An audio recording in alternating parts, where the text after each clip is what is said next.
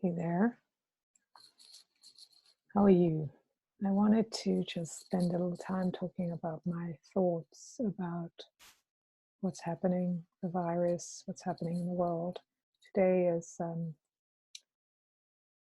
March 22nd, so very powerful day, the 22, because 22 is the number of peace, and it's a master number. And for me, it has a special meaning because my dad died on March 22, 7 years ago. So,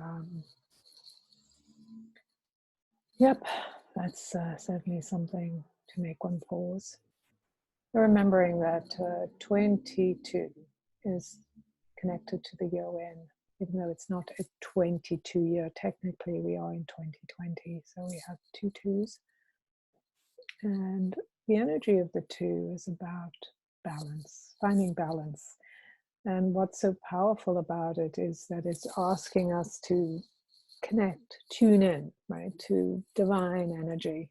But because it's a two, it's about two things, like balance, or poles, the two poles, it's about two things, the opposite ends of one thing, if you want, right? Because there's always, black and white, dark and night, all those things. Those are the opposite ends of one thing that we're talking about. And so we have a double two. So we are being invited to understand the limitations of our old thinking. This is an age where things are dying and changing and churning, and it's a mess, right? I think that it makes sense that we could be fearful, that we could wonder what's going to happen, because all certainty now starts to fall away.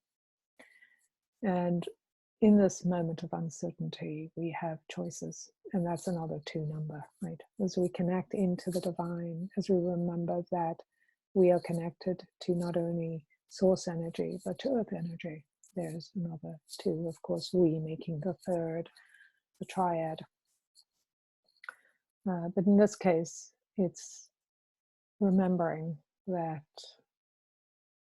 we're working with what there is, right? We're working with the earth, we're working with our beliefs, whatever we think, whatever we're making all this mean, right? And clearly, having everything we've expected to just kind of go along the way it is, to be gone, the rug pulled out from under us is,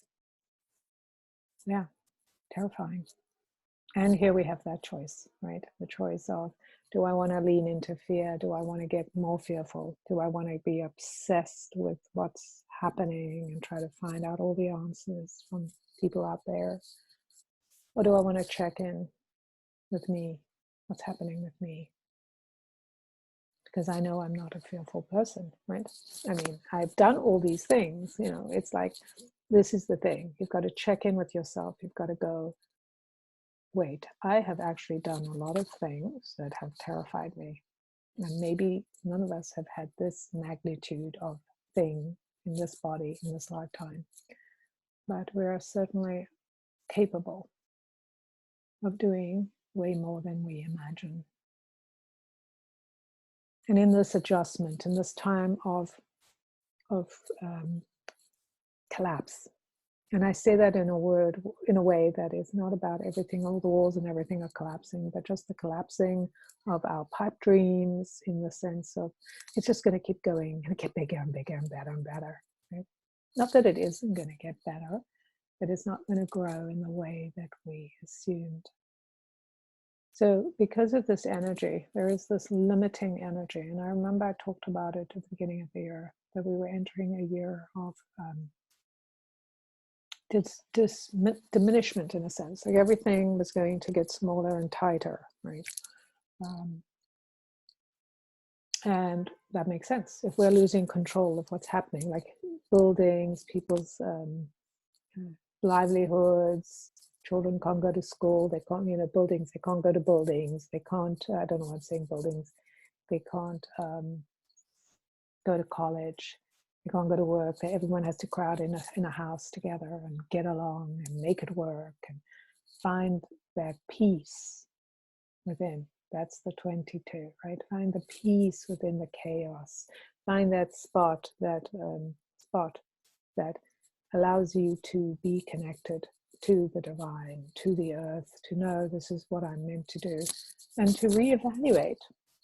Is this really, this irritation I feel, this fear I feel, is it valuable to me? Is it useful to me? Is it helping me do something?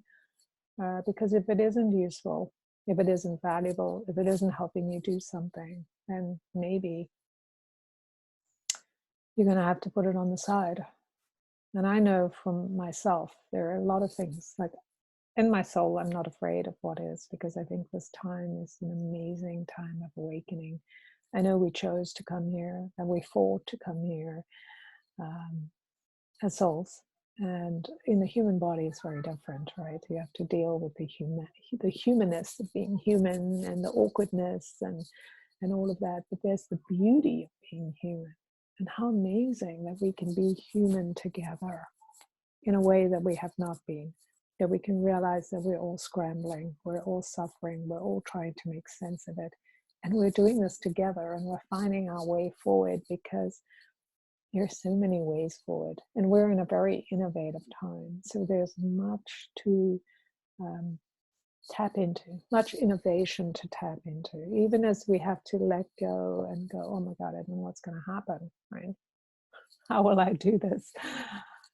I think the humor, finding your humor and sense of humor is really helpful, because when you laugh, you release energy, right? You're releasing fear, you're releasing some of that darker stuff, and you lighten up, right? That's what we say, lighten up, laugh, because we actually are lightening up, we're releasing. And it's all our emotions. We need to be able to feel our emotions so we can let it go, right? Instead of stuffing it down. Oh, I'm not going to say what I think because, oh, they won't like it.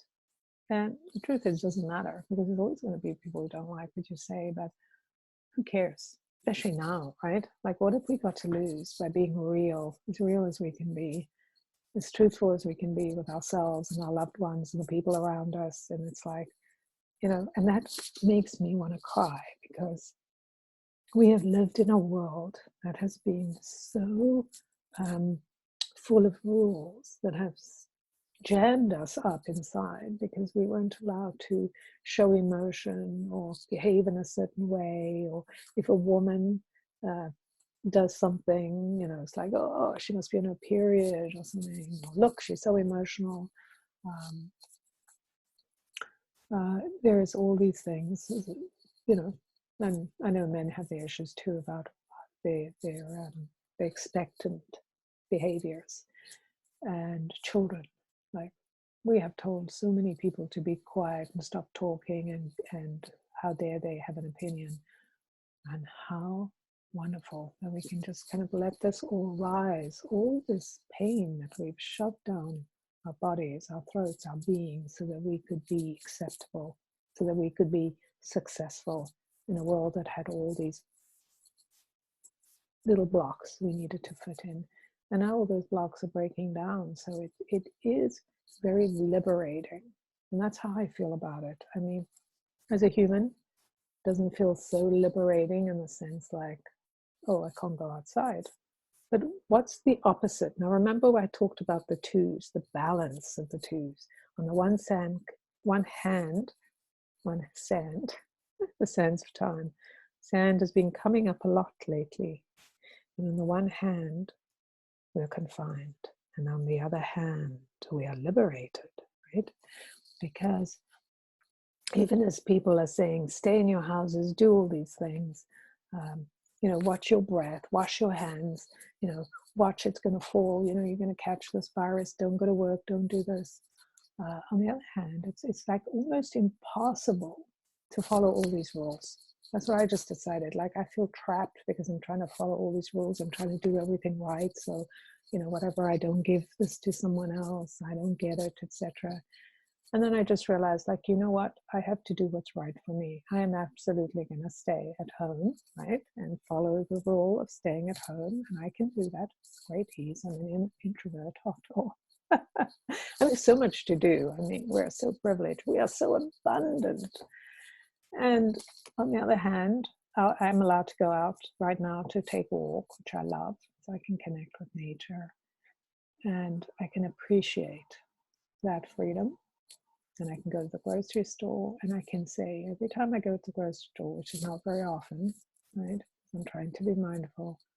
I'm like, wow, we are so lucky to have all this abundance around. I'm so lucky I have the money, I can pay, and I can buy food, and I can do all these things right now. And I don't know how it's going to turn out in the end.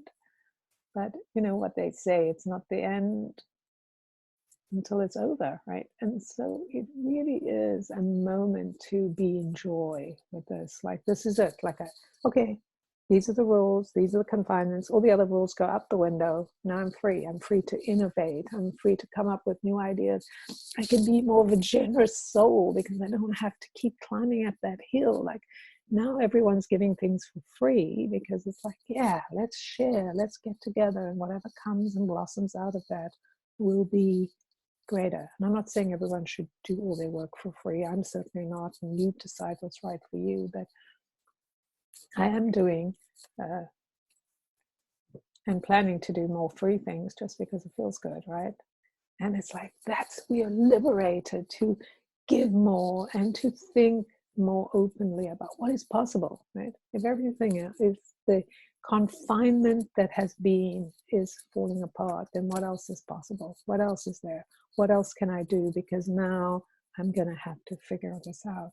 So it's up to me.